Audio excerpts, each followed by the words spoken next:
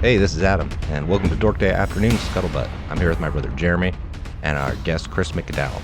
Chris is the writer of Into the Odd, a rules-light, flavor-heavy role-playing game of industrial horror and cosmic strangeness. The remastered version of Into the Odd is available for pre-order on Free League's website, freeleaguepublishing.com, and is a joint publication of Bastionland Press and Free League Publishing. Hey, Chris, how are you? Hi, I'm good. How are you? I'm well. You were talking about a heat wave earlier? Yeah, we are not equipped for heat over here, so heat wave is probably an exaggeration. It's probably mild heat for lots of other parts of the world, but we are all we are all designed to be cold over here. So when it gets hot, we don't know what to do. We're not we're not equipped for it. Yeah, well, I mean, in all honesty, I think what you said was 40 Celsius or something like that, which is 104. That was a recent high. Yeah, it's not so bad today. It's about 30 Celsius today. Yeah, good. So in all honesty, my brother and I, we haven't had that much history with Into the Odd or with like Electric Bastionland. We're kind of new to it. Okay, cool. I think I just bought the book like a couple weeks, 3 weeks ago or something like that. I mean, I love it. It's awesome. It's really, really a cool design for a game. I just wondered if I kind of wanted to start with where you started off in RPGs. Yeah. So my sort of background in RPGs kind of starts with when I was probably about 10 years old. I sort of got into like Warhammer miniatures, which I think over here is a much more common way for people to get into tabletop games because it's so prevalent over here, all that side of things. And I was always like loosely aware of D&D as a thing that existed kind of next to this. But it was a good maybe, I don't know, let's say until my later teenage years, until I actually got up to a point where I actually played D&D and picked up the books with 3rd edition. And before then, I'd kind of dabbled with Warhammer Fantasy Roleplay with mixed success. There are some things that I love about that game, but there's a lot that made it very difficult as a first RPG to try and run. And so then I kind of fell into D&D with 3rd edition, and from there I've just kind of always been I've always been more interested in the sort of smaller, like, well, I'm just going to say it, the kind of free things you can just grab online, but it sort of really got a hold of me after getting into D&D.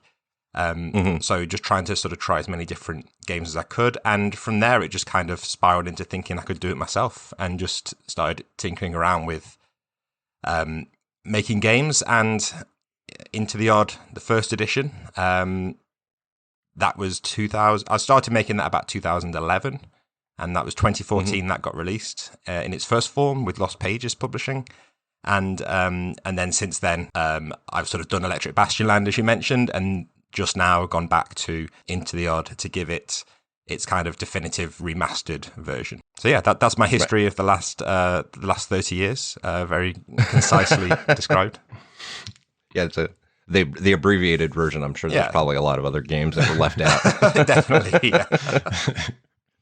Yeah, so my brother and I both, I think when we started playing, we were playing Shadowrun way back in like the early 90s. Oh, wow. Yeah, and D&D and earlier than that. And then, but yeah, I think we kind of stopped playing for a little while and then started playing Pathfinder. I think it was probably the same kind of reason. It was like, it's all online. You know what I mean? Yeah, like you can buy the books for it, but it was all online. And so it was like, hey, we could just play it. It's all here. So then when it comes to the design of the game, I guess that was one of the questions I was going to ask. Where did you get the kind of ideas for how the game was going to function? Did you get that from, I'm assuming your experiences of role-playing games previous to that, but like, what was it that inspired the different, like the mechanics? So what I've given a very potted history there, but around the time that before I designed Into the Odd, the thing that I was really getting into was all the creativity that was happening around the kind of OSR blogs and kind of the Google Plus RPG communities. There was a lot of really cool stuff happening there. But the problem is and at that time, most people in that sort of community were running, well, not most, but a lot of them were running systems kind of based on like BX, basic D&D. And I'd never played that because, like I say, I came into D&D with 3rd edition. And so I sort of thought, well, I'll try it. And I don't mind basic D&D, but I also don't really love it. And I don't have like I don't really have any like nostalgic affection for it. And as such, I sort of always found like, I really like all this creativity that's happening around this scene. but I'm not really a fan. I just wish there was more choice in the sort of the games that you can actually use to sort of engage with that. And so the idea came from seeing if I could make something that still maintains some of the feel of that kind of very low level basic D&D dungeon crawling, which is like feeling like things are very dangerous, feeling like you've got to be very creative. There's a lot of focus on like exploration and problem solving. Seeing if I could tap into all that but maybe stripping back as many of the actual mechanics of D&D as possible, because I also am just hugely impatient, and I think I like games that run very quickly, and I like games that are very quick to learn. And most of all, the thing I hate more than anything is trying to teach a game. Oh yeah. So a lot of the design was made so that I could hopefully teach it as quickly as possible. That was definitely high up on the goals. So yeah. So as a result, it's much simpler than kind of basic D&D. It might not be easy to see that DNA if you look at it now, because a lot of it is different, but it sort of did come from that kind of starting point, and just try to strip it back as much as possible. Right. So just kind of streamlining the rules and making it so it's more versatile and kind of freeform than like rigid, like this feat does this and X does that, and sure, all of those extra complicated things, right? Yeah, and the other thing was that there were lots of rules like games out there already. So at the time, one of the ones that I really liked, which I actually played this week, is a game called Searches of the Unknown. I don't know if you know it. So it's basically a one-page ultra minimalist version of D&D. And when I played that, I really enjoyed the way. I'm not saying I would want to play that as my only game ever, but we played it as a bit of an experiment. And it sort of makes you play in a different way, because you can't rely on, you've got hardly anything on your character sheet. You've got like an armor class, a couple of weapons, and that's kind of it. And as such, the players were just being really creative, and it felt like a lot of fun. And it felt very kind of immediate. So there were lots of games out there that were already doing that, but I also wanted one that those games tended to be quite generic, and like you say, quite sort of left open for you to do whatever you want with it. But I wanted something that had like a setting kind of baked into it already. That the pretentious phrase that I use now is rules light, flavor heavy. Right. Which I know there are other games that do that, but I feel it's been a little bit underserved. There's a lot of like big, heavy games that have this rich flavor, you know, like I said, Warhammer Fantasy Roleplay, that's just, it's full of flavor. Like, I remember reading through that and being so excited to play it, but the rules were such a slog for me to go through. And yeah, so the other goal was to try and have that ultra stripped back minimalist set of rules, but still have enough kind of flavor in there that somebody who's looking through it, who maybe doesn't even play RPGs, would still find it interesting and inviting, and think, oh, this is an interesting place to read about. Yeah, no, yeah, I totally get that, because I know that Warhammer, there's novels and novels and novels of, you know, fiction and setting, and just that's a very extensive like world that was built around that game. Yeah. Did you ever get into like the minis, that side of the Warhammer thing, or was it just like the RPG side? Yeah, so it was the miniatures that got me started, really, because it was like a sort of show and tell day at school. So I must have been about 10 years old, and I would have been like in the penultimate year of like elementary school, I guess. I'm sure I think it's a different age system over there actually, but I was in the penultimate year of the equivalent of elementary school, and one of the kids from the year above for show and tell had brought in like all their Warhammer stuff. So they brought in all these miniatures and White Dwarf magazines and all these books. And I'd kind of never seen anything like it, because it was obviously pre-internet.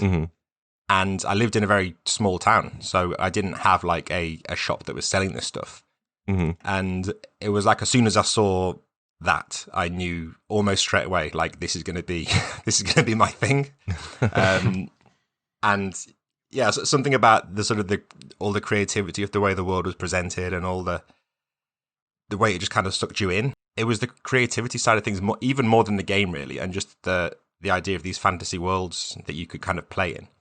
But yeah, I played the miniature stuff for a good number of years before I got to play the RPG. And I kind of wish that I'd discovered RPGs first, because it's a much better fit for my level of painting and my level of strategic talent. So I feel like I'm confident in saying I'm better suited to RPGs than I am to miniature war games for sure.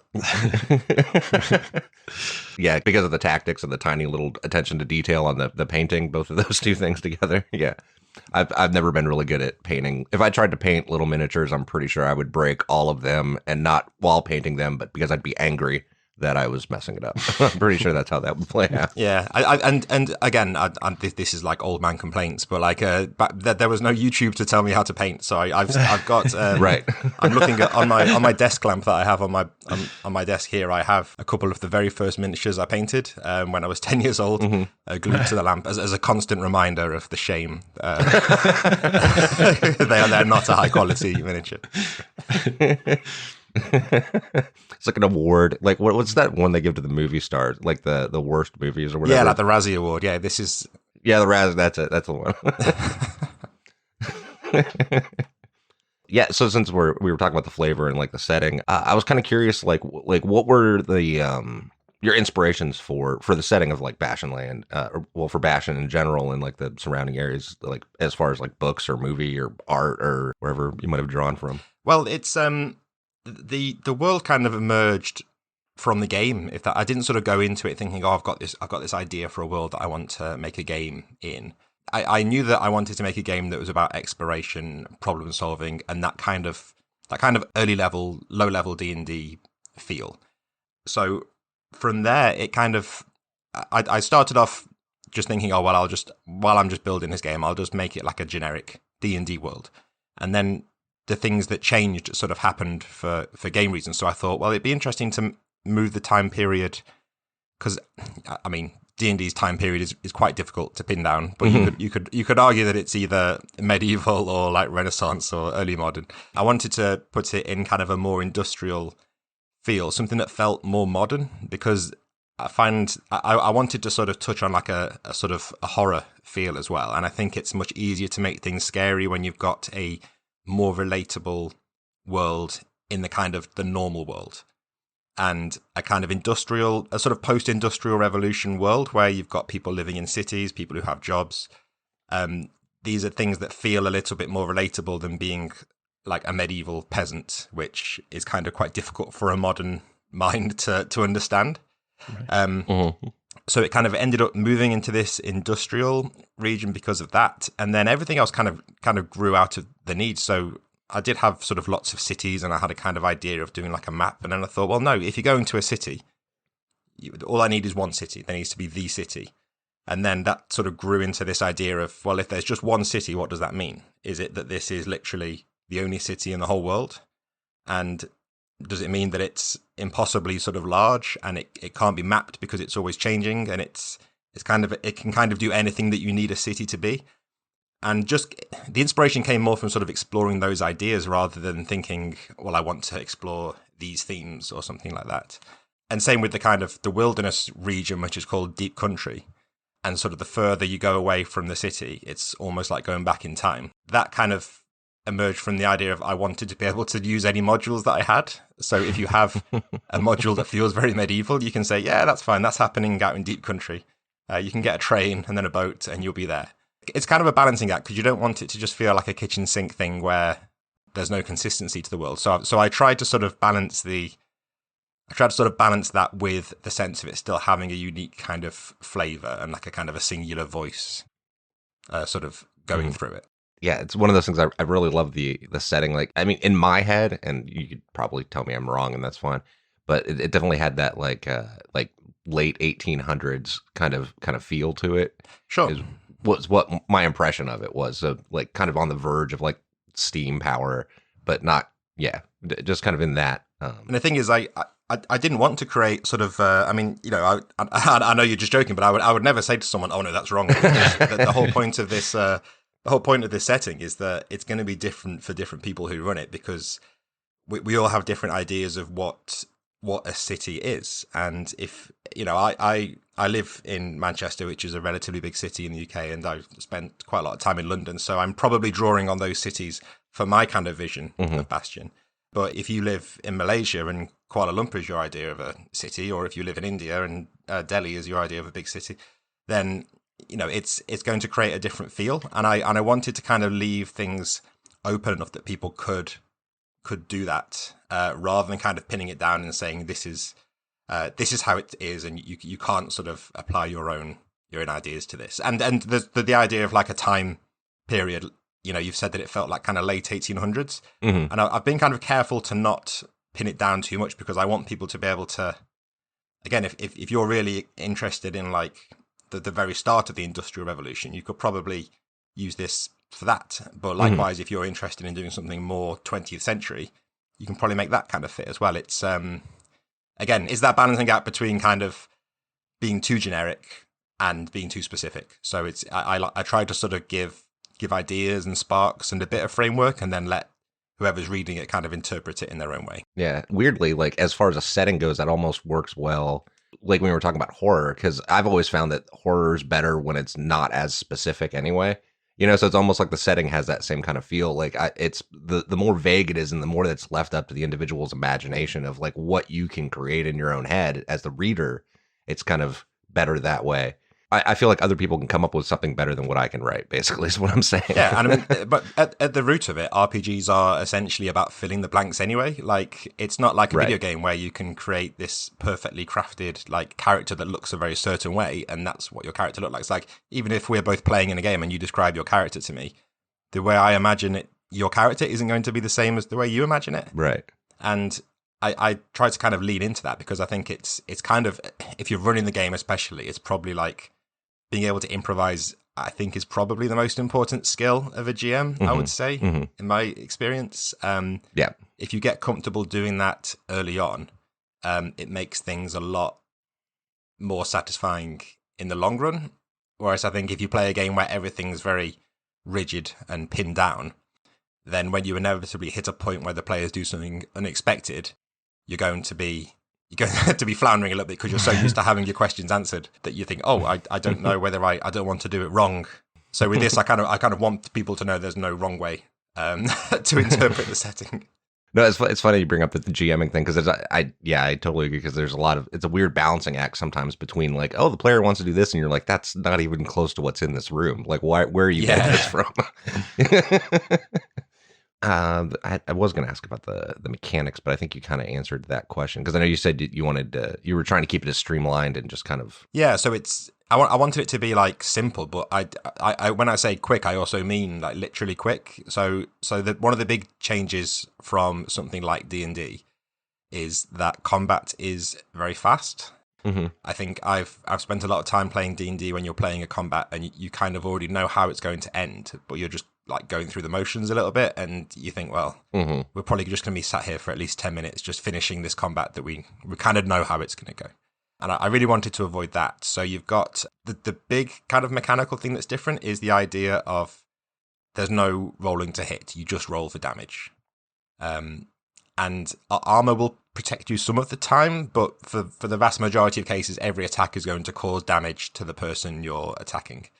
And that was something that as soon as I started trying that, there were some issues to begin with. But then from kind of fine tuning it, I've found it very difficult to go back, because it has two effects, really. It does make things run more quickly, and you don't have those turns where it's like, oh, I roll, I do nothing, I miss. Or like you do something and like, oh, well, you cause a kind of inconsequential amount of damage and we move on. It means that every attack is kind of significant in most cases. But also it means that weirdly combat is more predictable, because you haven't got that swing of, well, I might miss, or I might hit, or I might cause a critical hit that suddenly causes this explosion of damage. You kind of know that if you're rolling a d8, you're going to be causing between 1 to 8 points of damage to your target. And although it does make it dangerous, it also makes it easier to sort of assess the danger and to assess your chances of how are we doing in this fight? Do we stand a chance of actually winning this? So yeah, I've found that kind of thing really suits my style of play, and yeah, that's probably the single biggest like mechanical change in here. So then, just because we haven't sat down and played it, we're actually planning on playing through it probably here in the pretty near future. I'm just curious, like, so the combats don't turn into these like 2 to 3 hour long like back and forth tactical movement type things. I'm assuming since you're saying like your intent was to make it quick and decisive, that it's probably closer to the way real life works versus like the standard. We're going to spend 5 minutes traveling and 3 hours fighting. Yeah, that exactly. A normal D&D game works out into. Yeah, because I mean, I do like combat in an RPG, but I don't want it to be like 90% of my game. If I want that, I'll play like Warhammer or something. Like I'll play a dedicated miniature combat game because it's more equipped for that sort of thing. But the thing that I wanted to encourage was this idea that because you know that combat can be deadly and it's going to be quick, I wanted combat to always be a choice. It wasn't just you walk into a room and now we're going to do combat, so roll initiative. I wanted to encourage the idea that you have to plan, and because you really want to get the first attack, because every attack causes damage, and you really want to have more people if you can, because that's really useful. You really want to protect yourself from being attacked back if you can. And these all sound obvious, but I've played so many D&D games where you kind of stroll into combat without really having a plan. Because you feel like, well, I've got armor class 17 or whatever, I'm probably fine. But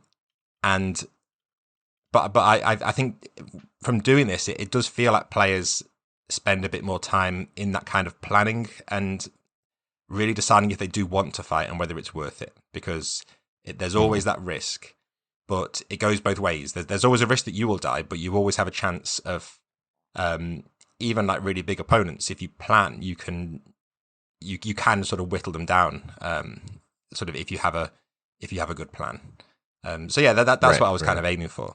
I guess that kind of brings me to when you're building those encounters, how do you balance them? You know, Pathfinder and D&D have like the CR system, and you go through all that, and you're balancing that encounter to not completely destroy your PCs. So I'm wondering, like, is that even a consideration, or do you just go, all right, it's going to be this creature, and if they fight it, there's a good chance they might all die, you know? Like, or how do you make it from being either too hard or too easy? And I'm just curious, like, the mechanics behind that, even though I know it is like a mechanics light system. So if I wanted to be like edgy and controversial, I would say that I don't balance encounters. And strictly speaking, I don't. I generally just try and make things, the way that they should be. So if I'm making a dungeon for brand new characters and I want there to be this big, huge monster in this room, then I will make them the same as if it was at the end of a big, long campaign where the players are a bit more advanced. That's just another sort of side to the coin of what I was saying before about I always want combat to be a choice. So if I'm making, let's say, a dragon for the sake of like making things kind of obvious, if I want to put like a black dragon in this dungeon, and I make it and I look at it and I think, well, there's no way the players are going to actually kill this thing in a straight up fight. You know, I can give it loads of armor and I can give it a really powerful attack. One of the key principles that are in this book for the guidelines for how to run the game, one of the key principles is that the more dangerous something is, the more obvious it should be. So I think when you've got like a big powerful monster like that, I think you can put it in there, and as long as you telegraph it, players will generally either do one or two things. They'll either find a way to not fight the dragon, which can be exciting in its own way, because they're either going to they're either just going to ignore it for now, or they're going to find a way to maybe redirect another monster to go and fight it, or to try and sneak past it if they need to, or they're going to come up with a very sort of usually a hijinks plan to kill the dragon, and that's also fun in itself. And I think if you have it balanced encounters, then what happens is sometimes players go into a dungeon and they know that you're using the CR system, and they might think, well, we must be able to fight this dragon because this is a level 3 dungeon, right. We're level 3. This dragon must be fightable, so we'll just walk in and say, hey dragon, we're here to kill you. And again, that sort of play can still be fun. I'm not trying to say it's a case of right or wrong, but for me, I just like and it's the same with like underpowered encounters. Like, it sounds weird, but fighting monsters that are like really weak can sometimes be fun in itself if it's quick. Yeah. If it's in a long combat, that's super boring because it feels like you just, you know, it feels like you're invincible and you're just going around whomping targets for fun. But if it's a quick combat, it can give the players a little bit of a sense of power, so they can actually feel like they are they're stronger than some things and they're weaker than other things. It's not, the world isn't kind of balanced around them. So that's my kind of philosophy on it, is that you should be able to use a wide range of monsters, but you do have to sort of telegraph the really dangerous stuff, because where you run into problems is if the players expect to be able to fight something and then it sort of hits them and they're dead in one shot, then that can feel kind of arbitrary and unsatisfactory. So kind of telegraphing the danger is the big thing for me. That makes a lot of sense. In that, in the sense that like you're kind of letting them know ahead of time, like, hey, this thing will swallow you whole. Yeah, definitely. And having a very fast character creation helps a lot with that as well, because it's one thing if your character dies and you have to go and spend half an hour building another character like at the side of the table. Like, that's not fun. But character generation here is completely random. If you know what you're doing, it can take like 1 minute or 2 minutes, and then you're back at the table. I was looking at the character generation, and it is phenomenal. I've recently, in the last couple of years, gotten into the randomness of character creation and trying to just kind of see what I can work with. And I love every bit of the random tables of character generation. I think it's fantastic. Like, it's right up my alley. Cheers. Well, yeah, that's I think it's just about giving people a starting point, because I think with random character generation, I like players to still be able to fill the blanks and to have some kind of areas to define things. So like things like appearance are usually like left up to the player. Here it's much more just about you essentially receive like a random bag of stuff as your starting character, as alongside your attributes, and it's quite fun seeing what players come up with, because the different starter packages are kind of designed so that they might hint at like a particular type of background, but they don't say, oh, you were definitely... So there's one with like sort of I think you have like a spyglass and like a cutlass. So it would be very easy to say, oh, well, maybe you were like a pirate or like an explorer. But you don't get given, oh, you're an explorer class. You just get given the items. So you could just as easily say, oh, I don't care about that stuff. I'm just going to say this was handed down to me. Or I just found this on a sailor that was like drunk outside a pub and I stole them. It's about giving enough of a start without kind of filling in all the blanks. It's almost like a writing prompt in that regard. Yeah, absolutely. Yeah, we've so like our history with games had been a lot more like I was saying before about like Pathfinder or D&D, and like very, like you're picking like this is what your character does type. Yeah. Classes and all that kind of stuff. And like recently more getting into the like what you're talking about, like the more rules light and kind of not every encounter has to be a fight type games. Yeah. And what was it? We were there was something you said reminded me. I'd run them through Delta Green. I don't know if you've ever played that one before, but it's still pretty crunchy. But it's definitely not one where you're like, you should fight everything, because it's like everything's gonna kill you. Yeah. And we had this one scenario I was running them through, and my nephew ended up going through like 4 characters in the course of like one combat, because his characters kept dying, and I just kept giving him NPCs for his new character. I was like, here you go, this NPC's now your character, dead 1 round later. It just kept going like that. But eventually we ran out of NPCs.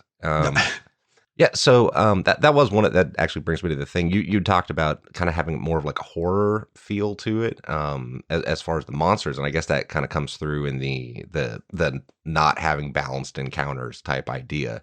It's like not everything's going to kill you, but a lot of things, if it's big and bad, you're not meant to kill it, probably. Not like easily. At least. And that there's kind of one of the key things that I try and get across to players, if they're kind of new to this style of game, is often I'll just kind of almost break character from being like a neutral referee and say, look, you do realize like you don't have I just want you to think now, like, what's the reward for killing this thing? And then sometimes they'll just realize, oh, there isn't a reward for killing this thing. Like, it is just some weird monster that's in a cave that we have stumbled into, and it's like we can just leave it here. And that usually some of the obstacles and hazards will be like blocking the way that they want to go.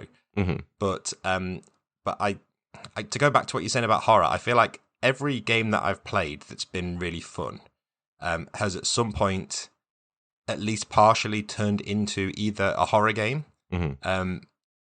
and or a comedy game. And when I say that, I think I'm including games where the book has no element of horror or comedy to it. But I think when you sit down to play this kind of game, you kind of often just you kind of organically end up in like horrific scenarios or just funny scenarios. And I think you can fight against that and try and make a game that's like super serious and like we're going to take this completely seriously. But from my experience, that's very difficult to do. I know there are groups that can do this, but from my own experiences, I think those kind of things are going to happen. So I have tried to sort of embrace that and say, well, okay, this game is going to be scary at some point if it's going to be fun. So the monsters are all going to be kind of horrific, and some of them aren't going to be fair, and some of them are just going to be like you can't kill them essentially by normal means. And the comedy element is, I think, a very fine line to walk, because it's very easy to make something that's kind of a little bit cringy because it's trying to be funny. But I think if you just create slightly unusual situations, like we talked about with the starter packages, they're almost like writer prompts. And I think players will kind of naturally sometimes make those into like funny little backstories. And I think that kind of thing is more interesting sometimes than, you know, cramming your book full of jokes between the rules explanation. When you were talking about like not necessarily being able to, you know, kill everything, and yet again the balance thing, it kind of reminded me of like The Hobbit. Yeah. You know, where it's like Bilbo didn't go in and go, I'm gonna slay Smaug. You know, like it was he had to, you know, figure something else out in the situation. Yeah, definitely. And that kind of those stories to me, yeah, they appeal to me a lot more than, you know, like I remember like when I read the Conan stories, like enjoying all the, you know, the sword and sorcery, like this unstoppable character. Like it's fun to read about, but in a game, I think I'd rather be that kind of Bilbo character where you have to come up with something clever. Like the game is essentially like, for me, RPGs are essentially a game of problem solving and making decisions. And for the most part, like Conan doesn't really have to solve many problems, because the sword is the solution, which is fun for a story or a film. But for a game like for a tabletop RPG, which has the sole unique factor of you can try anything, it seems like a shame to limit the player in what they can do, because it's the one thing that our tabletop RPGs do that you can't do in a video game or a board game or a miniatures game. In that you can try anything. So I think wherever possible, I try and create situations where different groups will try and do different things. So if you run 6 groups through the same scenario, you might end up with 6 different kind of solutions that they come up with. And that's much more appealing to me than making something where 6 different groups all just kind of fight through the same scenario in the same way. I think that's really interesting, though. Almost the thing you were saying about the comedy and horror kind of being intertwined and like giving that agency and anything being possible. I think that almost feeds into the setting for me, because it almost feels like Sherlock Holmes in Wonderland. Like it's that weird mishmash of like the problem solving in this world that's almost ever changing. Yeah. And it's about, with that kind of thing, I think it's if you're going for that kind of weird setting, it's always, I think, better if you balance it with the mundane. If you kind of have the mundane to kind of, this sounds terrible, but dilute the weirdness somewhat. Because if everything is weird and crazy, like if you're on a Planescape game and you're in like the plane of limbo and everything is crazy and your whole campaign is set there, I think it would probably kind of lose its impact after a little while. But that's why I think things like, when you hear about Planescape, I hear much more about people that have played a lot of in Sigil, in the city, because you've got that kind of balance of weird stuff with mundane stuff. Like it's much weirder to see this, having like a horrible monster in a cave is one thing, but if you have this horrible monster and they're inside, they're in the city somewhere, and they're like, maybe they have a job in the city, or they're being used for something in the city, or yeah, if you see like a carriage being pulled by this horrible monster, that is often more interesting than just, it's just some weird space monster that lives in a cave. So it's about balancing the I do like weird stuff, and Electric Bastion probably has more of that weirdness than Into the Odd. With both of them, I try to balance the sort of the weird with the mundane, and yeah, Into the Odd probably stays a little bit, keeps the balance a little bit more even in that regard. In my head, I had suddenly imagined a like Lovecraftian tentacle monster working at McDonald's. We were talking about that. I don't know See, why. that works for me. It's like assembling burgers and shit. That was weird. Yeah. all those tentacles, you'd be pretty efficient. That's what I'm saying. Like he'd be great at the counter, right? Yeah, and I mean, yeah, when you're talking about like balancing the horror with the mundane, I think that works that way with the comedy too. Like whenever we've run games, the more humor there is right before something tragic happens, it makes that tragic moment so much more impactful because there was all that humor before it, and kind of vice versa.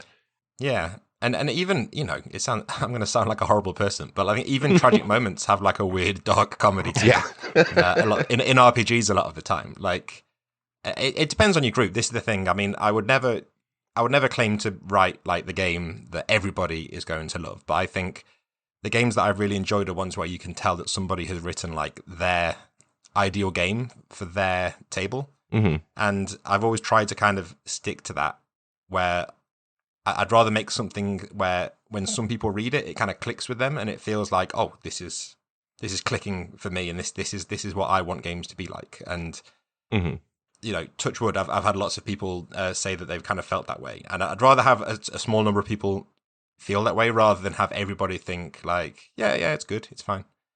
And yeah, I think that kind of leaning into that dark, the kind of dark comedy is definitely a part of that. Yeah, it definitely felt like it has that kind of element to it. So obviously you've run this game a lot. Do you have any story that like for some reason sticks out to you from like a game that you've run that was just like not necessarily maybe one of the best ones you've run, but just one of those moments that was just like, oh my God, I cannot believe this is how this is playing out? Now, I'm going to get in trouble for this because that it was a good question. I've told this story once before on a podcast, and it was a story when I played with my partner. And she doesn't really play RPGs. Like, she's played RPGs with me since we've been together, but she doesn't have like a background in it herself. And it was not long after I first published. Since I first did the first version of Into the Odd with Lost Pages, she sort of said like, oh, can we try it out? And I said, oh yeah, well, we'll try and get a group together. And then I thought, well, no, let's just do like a one-on-one game just so you can see how it works, and I'll show you this thing I've made. And this is the first time playing an RPG, so I explained to her, how it works, and like, you can say what you want to try and do, and I'll tell you if you need to like roll some dice for this, but your actions are going to matter. That's the important thing to remember. Like, you can try anything, and yeah, let's just go and see what happens. And I think the most of the session was spent. She was extremely terrified because I was playing the sample adventure that's in the book, the Iron Coral. So she was very carefully going into the dungeon, but her main fear, because the game kind of starts with you having arrived on this coral growth that has come out of the sea, like this metallic coral. And I sort of, without really even thinking, I said, oh yeah, so you've arrived on a little boat, like a little rowboat, and you've tied it up on the coral, and you sort of jump onto there, and now you can go into it and explore it. And she was very worried about her boat, because she was saying, well, I don't want to get stuck here, so I need to make sure my boat is fine. And I was thinking, yeah, there's, nothing's going to happen to your boat, don't worry about it. And then I think the first encounter she got in the tunnel, she'd seen like some weird stuff in there, but the first like encounter she had, I rolled, and I think I can't remember how it's phrased. It's something like a lost sailor or something. Yeah. And he's been stuck down here for ages, so he's kind of lost his grip on reality. And she sort of tried to talk to him, but he wasn't making any sense. And she sort of then tried to approach him, and he ran off. And she was like, "He's going for the boat, isn't he? He's going for my boat." And I was like, "He doesn't know you've got a boat." And she was like, "Which direction is he running?" So she ended up shooting this lost sailor. And then just like, I mean, I did make her feel bad, but she, it's her actions, and then she just felt incredibly bad. And I thought I've given her like the worst first RPG experience, but she does speak quite fondly about it. But she told me that I wasn't meant to tell this story anymore because it makes her sound like a psychopath because she killed this erratic lost sailor. But that's one of the ones that sticks out for me. And even though it's very mundane, I love that it was like no other experience I had going through that dungeon. Like other players would not have even thought about the boat. They would have said like, well, is the boat tied up safely? And I was like, okay, that's fine. And they would kind of assume that the boat is still going to be there because when you're playing an RPG, you probably kind of assume, well, the GM's not going to take away the thing that lets us go back to land because, that would be a bit of a poor move. But no, she bought into it probably says more about how she feels about me that she didn't trust me enough to feel safe in leaving the boat. But yeah, that one definitely sticks with me because it felt like a very unique experience. Had she watched Moana right before that? Was that before or after Moana came out? Because that sounds like the scene from that must have been before. That was a long time ago, yeah. Oh wow, yeah. This was sort of at least getting on for 10 years ago now, yeah. Yeah, I just couldn't even remember when that movie came out, but just recently watched it, like a couple years ago because of my daughter. But yeah, and that's the other thing that we were saying about randomness with character creation. But that's why I really love random tables for the dungeon as well, because it's one thing to have a dungeon where you know that in room 1 there's going to be this, and in room 2 there's going to be this monster, and then in number 3 there'll be a little break, and then in room 4 there's another monster. And I do put some monsters in rooms, but I like to. Some of the more memorable encounters I've had is when you get those wandering encounters in a room that you don't expect. Because this weird lost sailor is not really designed to be like the first encounter you get in this dungeon. But it created this unique situation, whereas they could have just as easily had this like a full-on horrible hostile monster come out, and sort of almost leading with a kind of a combat situation.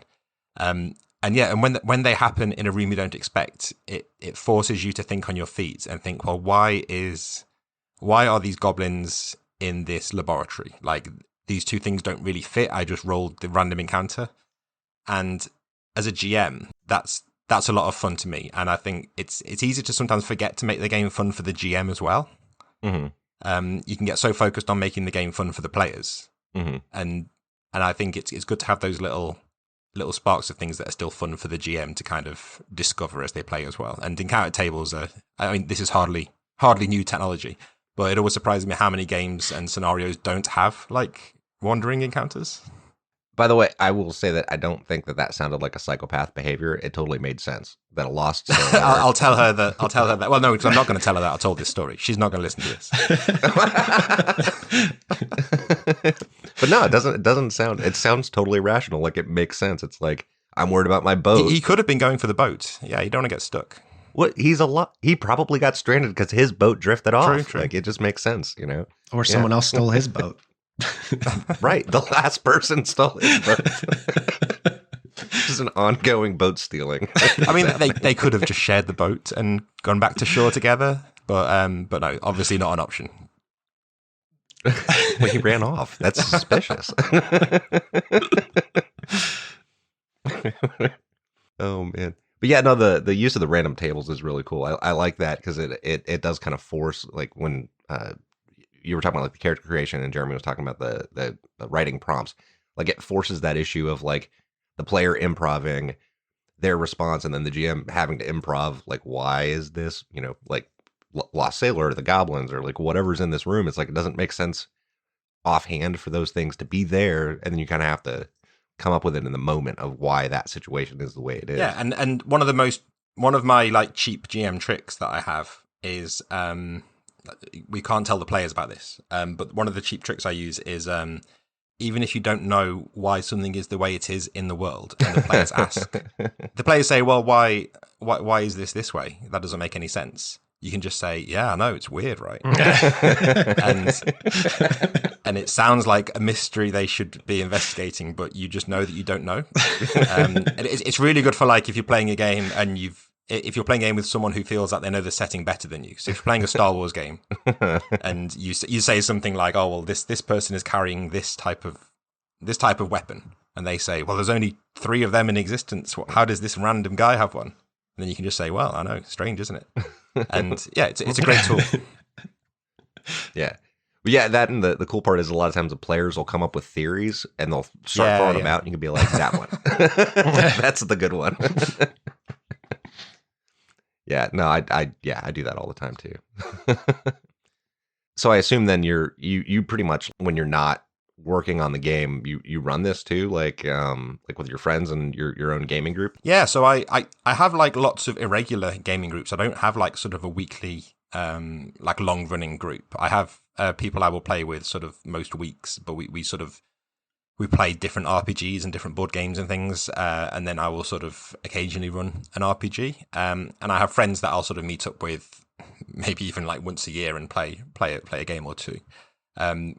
So yeah, whenever because the chances I get to play RPGs are quite erratic. I will usually be using it as an opportunity to test something new if I'm like messing with a new game. But I have been making more of an effort to just enjoy the games that I've made, because it's very easy to sort of get them finished and get them tested and then get them made and then think, right, well, that's done. I've got to start thinking about the next thing. But yeah, earlier this year I actually ran Electric Bastion Land, actually, which is the same system as Into the Odd.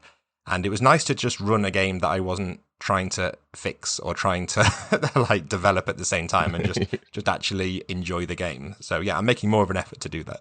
To not be playtesting, but to actually just get to play it. Yeah, exactly. Well, I would be hoping not to find any problems because it's too late at that point. So yeah, just like relaxing into the game. Something you said there leads me to another idea. You were saying you guys play other games and board games. What other games and board games are you guys playing right now, or do you play? For board game, we play a lot of like social deduction games. So I go to like a regular kind of board game meetup group here in Manchester, and it's on sort of every week, and I'll play with like mostly, well, maybe like 50-50, the same kind of group of people, and then like newcomers. So because it's kind of a fluid group, we tend to go for the lighter kind of things rather than like settling in for like a big like 6-player 4-hour game. So yeah, a lot of social deduction and kind of and that kind of game, really. I think this is about as light as it gets, but Skull is a big one for us, and sort of anything in the sort of the family of like the Resistance and Avalon and Quest and all those kind of role-based social deduction games are a lot of fun to play. There was one I think where it was like a werewolf one that I played. I can't remember. Oh, like the One Night Ultimate Werewolf. I think so. Yeah, where you're trying to guess who the werewolf is. Yeah, well, there's like a million different versions of this now at this point, but yeah, that whole family. Yeah, there's a lot of cool stuff in there. But that's kind of the kind of game you're talking about with the social deduction, that's right? Yeah. Where you've got like you got a number of people who are like the secret traitors, and you're trying to by some means like work out who it is. The thing is that's always quite a good one with new people. If you've got like new people joining the group, because it kind of you can almost play a role, rather than sitting somebody who's new to the group down to play a very intimidating board game. You playing something where you perhaps can be a little bit more. You can be informal and chat and sort of get to know the people, but also if they need to come out of their shell a little bit, they can just lean into their role and stir up trouble, as the case may be. I feel like I need to play more games like that, because it'd be really fun and useful for role playing in that sense of improv in general and being able to kind of think on my feet. Yeah, and I'm really bad at playing other RPGs because I think the last few games I've played like a little bit of Old School Essentials, which is essentially basic D&D, but I've not really dipped into many other new games. I read a lot of new RPGs and kind of steal ideas, but I'm not very good at sort of. I did run the 2400 games. I don't know if you know these. They're like wait, are they free? I can't remember if they're pay what you want or very low priced games that are on itch.io, and they're kind of like one-page RPGs essentially and they're like a series that come in a big collection, and they're lo-fi sci-fi. So there's all different kind of subgenres of sci-fi in there. Each is like its own little self-contained game, and it's very, very simple mechanics. But that was a lot of fun. But I've not sort of run many other RPGs for myself in a good while, because I'm always testing something out. Right. Yeah, no, that makes sense.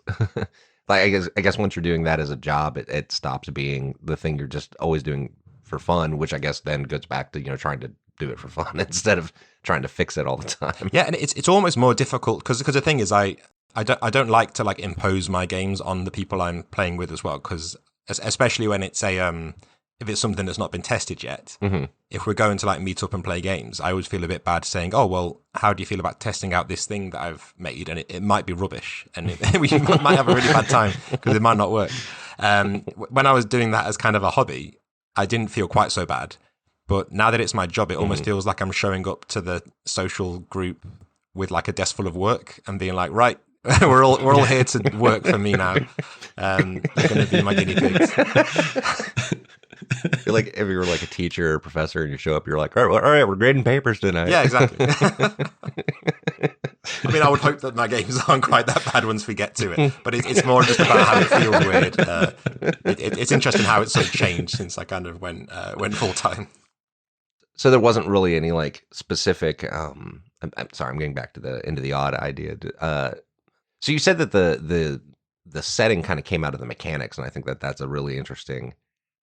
Really interesting idea, and I think that it should probably be more like that for RPGs, and it probably is. Actually, now I'm thinking about it, that it's the mechanics kind of help define the setting and the horror and the quick pace of combat and not having to get in every fight. I just all around, this is me. I think not so much a question now as more of a compliment. I just think it's really cool, and I think it works together really well. Yeah, it's about sort of only really including what the game needs. So one of my goals with writing the book was, originally I said I was going to have a real hardline approach, and I was going to say, right, there's going to be no text in the book that is just there to explain the setting, outside of like the little blurb on the back of the book and maybe like the opening page. And I almost managed it. Like there's one page, there's like one spread in the book that explains like what Bastion is, the city, and like what certain parts of the world are. So I think that's like a 2-page spread. But other than that, I just wanted to try and have the world. If there was a part of the world that wasn't tied to what the game is about, then I thought I don't need to explain it. Because if you get everything else in place and you set the tone through things like equipment lists and the example of play and the adventure that's included in there, and the artwork is a huge thing as well for that. If you set expectations through that, then players will be able to kind of answer questions. So like nowhere in the book do I say, oh, there's the railway system of the world works like this, and you can travel from here to here, but there's no railway from here to there, and it costs this much. Like I didn't include that because through the rest of the world, you can kind of glean that, yeah, there's probably like railways in this world. Like it makes sense. So if the players say, how are we going to get from this place to another place? The GM hopefully feels comfortable saying, oh, well, you can get a railway from here to here. Right. So yeah, that was my kind of challenge, was to try and see how much of that stuff how much could I avoid just having like paragraphs explaining the world. How much flavor without having specifics of this is here, and here's a map of the town, and here's exactly, here's the subway map of how to get from point A to point B. Yeah, it's like if you watch a film and it doesn't. The films that kind of really get you involved in their world, I found don't have like a load of like exposition. You just kind of absorb it, and then you kind of, it's like learning a language almost, where like if you watch like say the original 3 Star Wars films or whatever, then you can probably kind of imagine what other things would exist in this world because it makes sense and it fits the tone. And that's always appealed to me a lot, because what I really don't want the GM, if someone's sitting down to GM this game, the last thing I want is them to feel like they might do it wrong and they might get a detail wrong. Because if you're always thinking about that, then you're kind of holding back. And so much of GMing is about throwing yourself into it and opening up your creativity, that I really wanted to kind of foster that and not have that feeling of, oh, I might do it wrong. I better not sort of go too wild with what I'm putting in there. Thank you very much, Chris. This has been great. Yeah, thanks for having me. So check out Into the Odd. Chris, will you tell us where they can find the game? It's available on the Free League site for pre-order, and also everything else related to Into the Odd. Everything else is on bastionland.com. So if you go there, there's links to like the Discord server and things like that to get a bit more information about the game if you are interested. Thank you again, Chris. Cheers, thanks.